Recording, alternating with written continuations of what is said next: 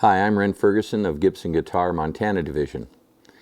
We live in the most beautiful setting in the world in Bozeman, Montana, where we have the privilege of producing guitars that are legendary.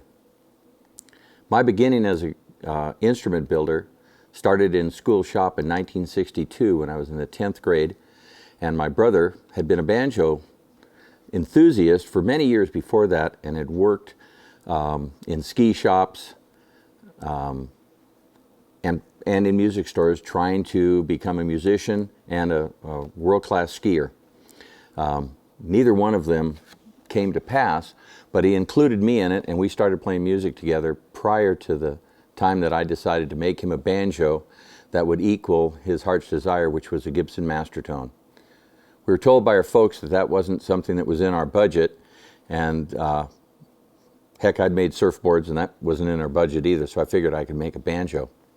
After a few attempts, I realized that I probably should at least look at some and get some measurements and get a little more serious about building them. And so I started to buy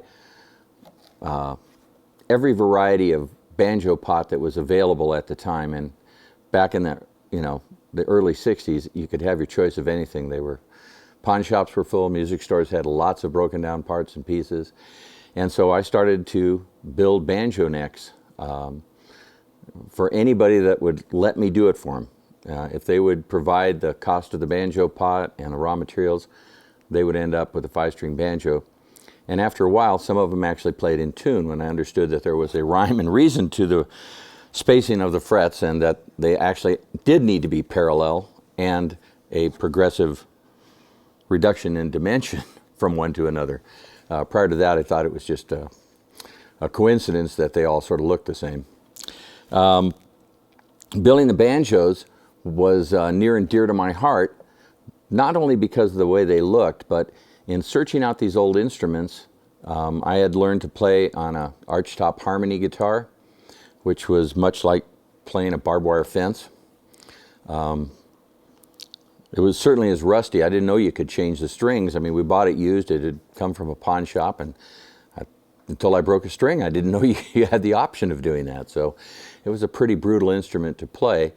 And over the couple years that I spent getting into the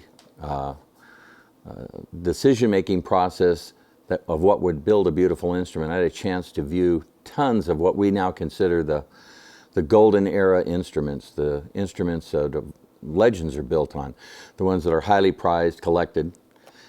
Those instruments became my teachers. I had the good fortune of talking the fellow that owned the local music store in Westchester, California, into letting me work there after school as a salesman. And we catered to all of the groups of the early 60s, from the Beach Boys to, well, just about everybody that came to town. And when they wouldn't come to town, I would drive to this strip on the weekends and hustle guitars out of the back of my car to them. Had a chance to meet people, see instruments. The store that I worked for did no repair work other than on band instruments, and they took no trades.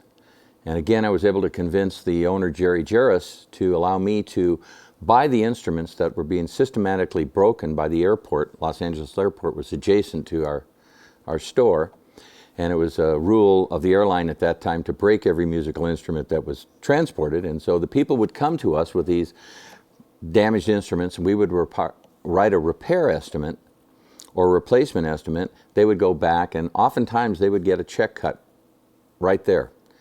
And they would then return to the music store, and by this time we had about 365 guitars on the walls. We had turned it into a guitar shop rather than a band instrument headquarter for the area. We sold a lot of guitars. I bought a ton of damaged, some fatally damaged, instruments that became my teachers. I tried for a couple years to apprentice with or glean some information from some of the classical builders that were in our area, and one was just about 7 miles away, maybe 5 miles away. Jose Uribe was a tremendous classical guitar builder at the time, and literally chased me out of his shop once he determined that I was interested in building a Western or steel string guitar, as he didn't work on instruments of no character or value. And so I wasn't able to learn from anybody, but I studied these old instruments that were either taken apart professionally by the airlines, or I would dismember them myself to do repairs on them. And just through observation and repetitive exploration, I learned what the similarities were that made great guitars have tremendous voices. There was a certain recipe to success, and whether that was an old Maurer guitar or a Larson brother or a Martin or a Gibson, an Epiphone, you know, what was it that made these guitars work? What was the commonality of the recipe that worked? My mom used to have an adage that you could substitute. You could always use a chicken for a fish in a recipe, but you didn't end up with what you planned for.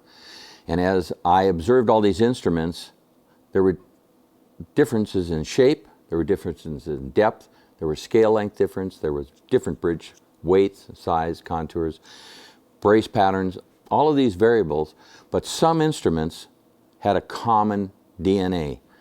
They were made from a certain group of materials. They were joined in a certain manner, types of glues that were used, things that were pretty universal at the time, because I'm looking at instruments that pretty much were made prior to 1960, all the way back to the turn of the century in some cases. In fact, the only guitars that most of us at that time, if you could find one that was working, you could afford to buy. Music stores sold, for the most part back then, new instruments. They didn't handle used stuff. You bought that through a new newspaper ad or from a hawk shop. And in these hawk shops that I haunted, looking for old instruments that I could buy and fix up and refinish or make a few bucks on the side, I found my first Fstyle mandolin. And it was love at first sight. I had given up football because I wasn't good enough to make the team at our school. I ended up playing junior varsity, which I found out was actually tackling dummies for the varsity team, and my position was left out, and I didn't get really a chance to participate much, and the whole reason for taking that punishment was to try and impress the ladies, which didn't work. They were all interested in guitar players, I found out, so I naturally wanted to play guitar. That didn't work out either. I had thought that if I played guitar, I would have this great opportunity, and instead, I found myself falling in love with these old instruments. And the Fstyle mandolin just absolutely captivated everything about the art of building instruments that was imaginable to me.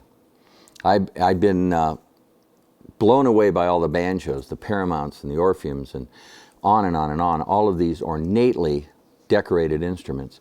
They were all things that I didn't have the skill to do, but I learned to enjoy the learning curve of the craft, to do the things that I observed on these old instruments. But when I got to the F5, there was a magic involved in this that wasn't ornamentation. There was obviously execution and design that helped this instrument with the projection and the change of the volume from the instruments of previous periods, and I just couldn't wait to build them. The early days, I broke abalone shells and used hacksaws to, hack out pieces of stuff. I became a craftsman of some degree, good enough that I was able to get a job with the Doppera brothers at OMI, Original Musical Instruments, back probably about 65, doing custom inlay for them and eventually doing some engraving. And then I went to work for them full-time as a West Coast salesman for them, up until the time I was given the opportunity to take a tour in the Far East at the government's expense.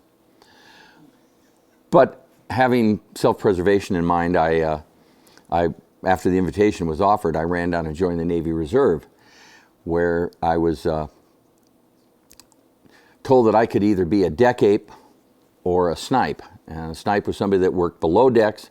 Deck apes worked above decks. They had white stripes, we had red stripes. Red stripes seemed better to me because they made stuff, they fixed things, and I enjoyed using my hands, so I signed on to go to electrician school. And as luck would have it, or good fortune anyhow, my duty assignment was on a ship, a repair ship that was based in Sasebo, Japan for 2 years, and traveled back and forth to Vietnam, and ended up servicing a lot of motors and things in the fleet as well as on land. But there was a long time at sea that I didn't have much to do, and I ran the shop that I got to be in charge of, and we rewound motors, but we didn't always have work. But there was always work going on in the ship, and this ship was like 1,000 feet long, 500 or 600 men that were all professional at something. They had a pattern shop, they had a foundry, they had an extensive machine shop, and these guys were as bored as I was. They couldn't wait to teach me the trades that they had perfected in their lives or what they were doing for their tour of duty. And so I learned to be a beginning machinist, and I went, and naturally I cast tone rings in the foundry, and I made banjo parts in the pattern shop upstairs. So I built instruments in my off time, and you know, I used every opportunity to forget where I was and try to do what I was interested in. And eventually returning, went to work for a retail store in Westwood, California, Westwood Music, and worked there until I was kind of pushed into opening my own repair facility at the request of McCabe's, and did major repair for them for a number of years. Subsequently started a small luthier school and a small factory, and built instruments in Venice, California, up until the winter of '75.